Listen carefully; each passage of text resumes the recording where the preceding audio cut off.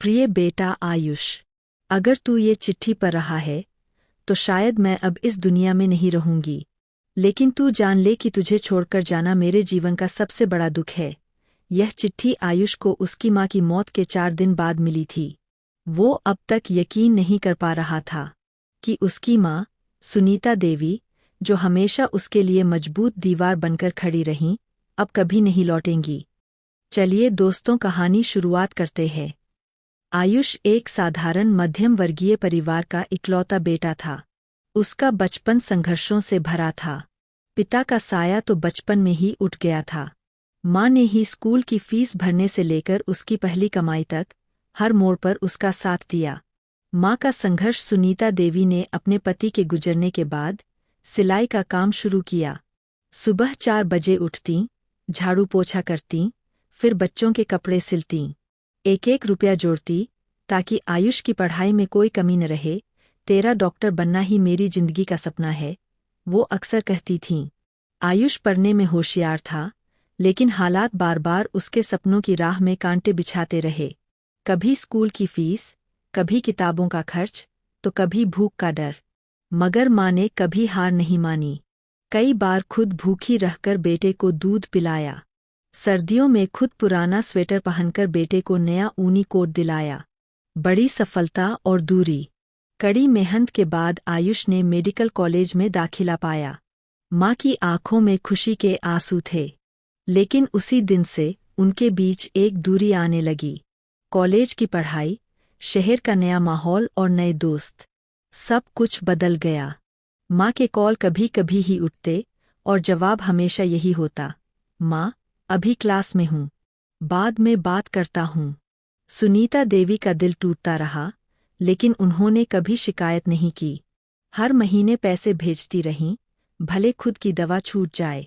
शहर की चकाचौंध और एक भूल। आयुष को एक लड़की से प्यार हो गया था, नेहा, एक अमीर बाप की बेटी। नेहा का रहन-सहन, बोलचाल और सपने सब अलग थे।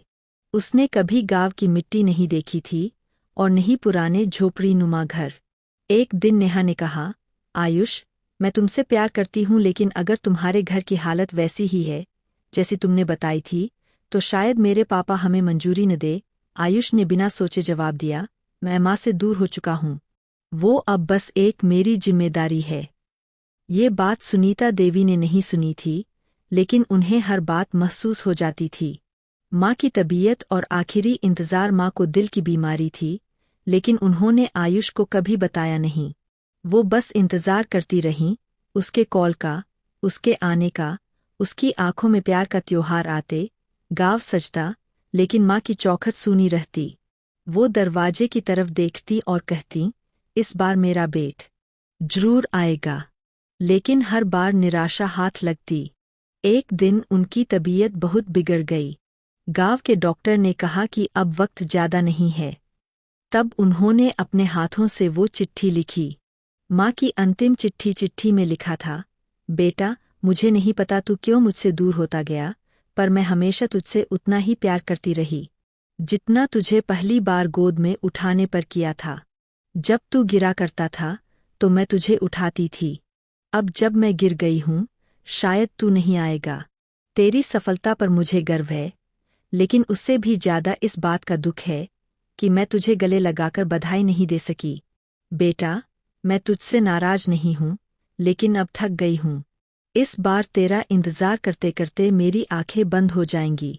जब कभी भी वक्त मिले, मेरे कमरे में रखा पुराना बक्सा खोल लेना। उसमें तेरा बचपन, तेरा हर खत और मेरी हर उम्मीद है। तेरी माँ, जो तुझसे बहुत प्यार करती है।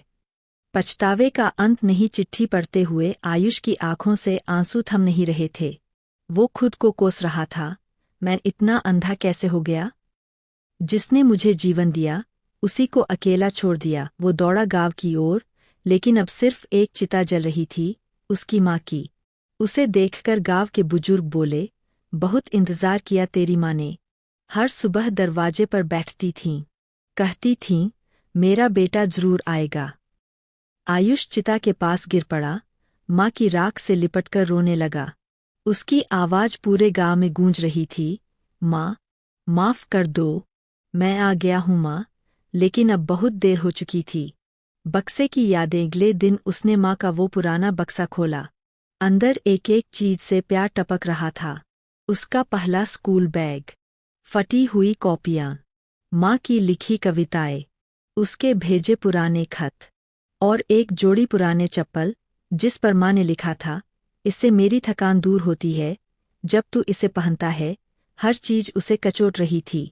एक नया संकल्प। आयुष ने फैसला किया कि वो गांव में एक अस्पताल खोलेगा, माँ के नाम पर, ताकि कोई और माँ इलाज के बिना न मरे और कोई और बेटा इतनी बड़ी भूल न करे। अस्पताल का नाम था सुनीता जन सेवा केंद्र। आयुष आज एक सफल डॉक्टर है, लेकिन जब भी रात में अकेला होता है तो माँ की चिट्ठी पढ़कर फूट फूट कर रोता है। वो कहता है, माँ की ममता को कभी नजरअंदाज मत करना। वो चुप रहती है, लेकिन हर चोट खुद सहती है।